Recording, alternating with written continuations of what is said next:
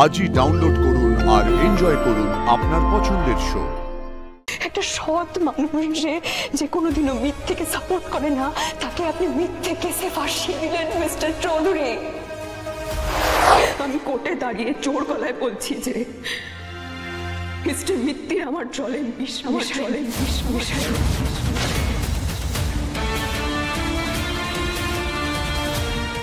এই কথাটা সম্পূর্ণ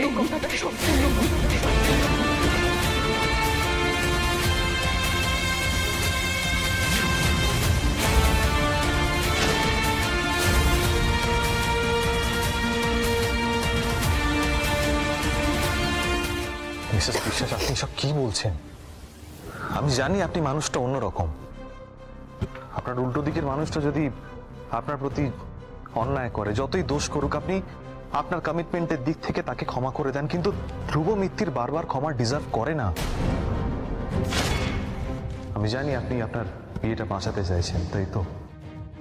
কিন্তু মিসেস বিশ্বাস, আপনার হাজবেন্ডের মতো এত ইগোয়েস্টিক, বদমেজাজি, সন্দেহ। কিসের সন্দেহ? আপনি কতটুকু চেনেন আমাদের মিস্টার চৌধুরী? একটা স্বামী স্ত্রীর মধ্যে কি ইকুয়েশন থাকে সেটা আপনি কতটুকু বোঝেন?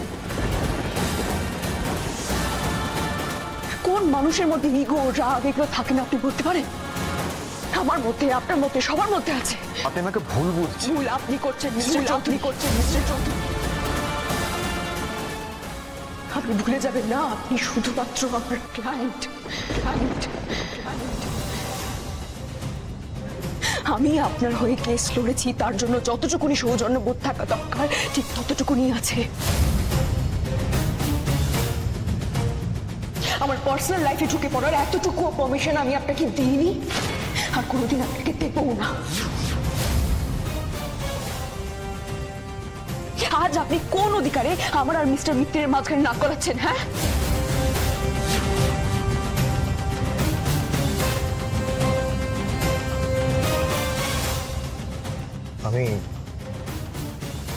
আমি আপনার পার্সোনাল লাইফে ইন্টারফেয়ার করতে চাইনি মিসেস বিশ্বাস, কিন্তু মিস্টার মিত্তির যে আপনাকে মেরে ফেলার চেষ্টা করেছে, আপনাকে বিষ খাইয়েছিলেন, সেটা আপনি নিজের মুখেই আমাকে। হোয়াট? আমি নিজে মুখে বলেছি যে মিস্টার মিত্তির আমাকে বিষ খাইয়েছিলেন? কখন বলেছি বলুন? মিসেস বিশ্বাস, আমি যখন আপনার কেবিনে গিয়েছিলাম, আপনাকে বারবার প্রশ্ন করছিলাম, আপনি তখন নিজে মুখে বলেছিলেন জুনিয়র মিত্তির, আর বারবার বলেছেন আমার কাছে তার প্রমাণও আছে।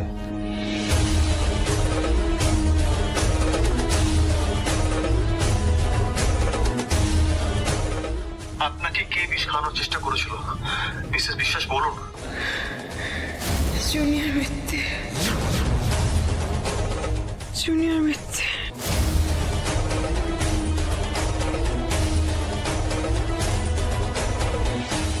এটা তো আপনারই গলা মিসেস বিশ্বাস, আর এই কারণেই আমি এফআইআরটা করেছি। আমি নয় ঘরের মধ্যে ছিলাম, কিন্তু আপনি তো সব খেয়েছিলেন। একটা মানুষ যার কোনো হুঁশ নেই, সে কি বলছে না বলছে সেটা কোনোভাবেই গ্রাহ্য হতে পারে না মিস্টার চৌধুরী। আইনের কাছে তো নই। মিস্টার মিত্তিরকে অ্যারেস্ট করার আগে থানা থেকেও একবার যাচাই করে নেওয়া উচিত ছিল এই বয়ানটা, কিন্তু তারা করেনি। কেন? আপনি ইনফ্লুয়েন্সিয়াল একজন মানুষ, তাই। আর সাধারণ মানুষকে তো ক্ষমতা, টাকা পয়সা, ইনফ্লুয়েন্সের কাছে বারবার মাথা নত করতে হয়, তাই না? বেশ, তাহলে আপনি বলুন, আপনি কেন বারবার জুনিয়র মিত্তির বলছিলেন? আমি যখন আপনাকে জিজ্ঞেস করছিলাম আপনাকে কে বিষ খাইয়েছে, কাকে সন্দেহ আপনার, আপনি তখন একটাই নাম বলেছিলেন আর বারবার বলছিলেন। আপনি যে পরিপ্রেক্ষিতের কথা বলছেন, সেই পরিপ্রেক্ষিতে দাঁড়িয়ে আমি কোনোভাবেই জুনিয়র মিত্তিরের নাম নিতে পারি না মিস্টার চৌধুরী। আপনি আমার সেন্স ফেরত দিয়ে অপেক্ষা করতে পারতেন। একজন প্রায় অবচেতন মানুষ, তাকে আপনি প্রশ্ন করছেন, আর সে কি বলছে না বলছে সেটা কোনোভাবেই প্রমাণ হিসাবে গ্রাহ্য হতে পারে না। এইটুকুনি বিচার মধ্যে আপনার থাকা দরকার ছিল।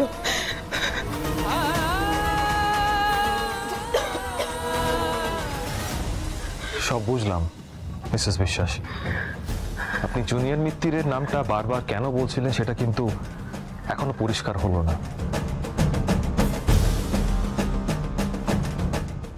ওই অবস্থায় একজন মুমূর্ষু মানুষ কার নাম নিতে পারে মিস্টার চৌধুরী?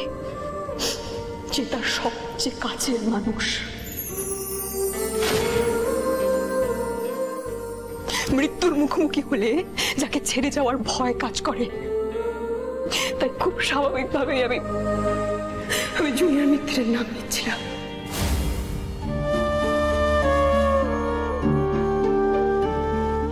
আমার অবচেতন মনে আমার ভয় হচ্ছিল যাতে ওই মানুষটা আমাকে ছেড়ে না চলে যায়, আমি যেন একা না হয়ে পড়ি। আর সেটাকে আপনি সন্দেহ বলে ভেবে নিলেন। আপনি ভেবে নিলেন যে বিষ মেশানোর দায়ে আমি ওনাকে সন্দেহ করছি।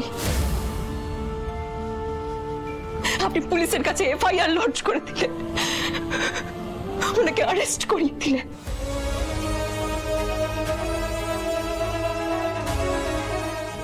একটা সৎ মানুষ যে কোনোদিনও মিথ্যেকে সাপোর্ট করে না, তাকে আপনি মিথ্যে কেসে ফাঁসিয়ে দিলেন মিস্টার চৌধুরী।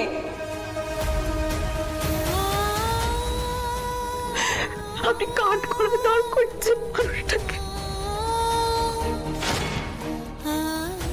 আপনি একবারও ভাবলেন না যে মিথ্যের বাড়ির মানুষদের মনের কি অবস্থা হবে? ওই মানুষটার মনের কি অবস্থা হবে আপনি একবারও ভাবলেন না?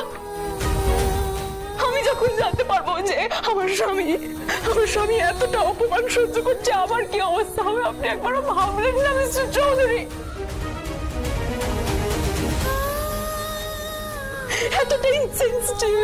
এতটা ইনসেন্সিবলের মতো কাজ আপনি কি করে করতে পারলেন?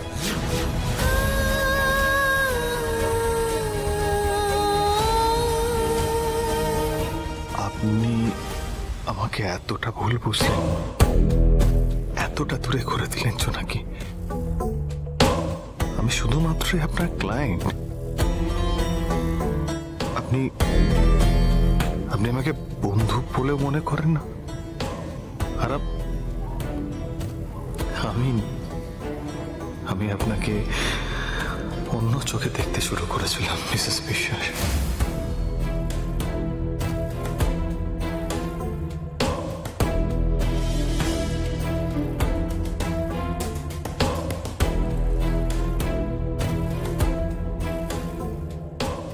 ডিফেন্স লয়ার, আপনি আপনার পরবর্তী বক্তব্য পেশ করুন। আদালতের কার্যক্রম ইতিমধ্যে অনেকখানি বিলম্বিত হয়েছে। Pardon me, Your Honor. Sir. জোনাকি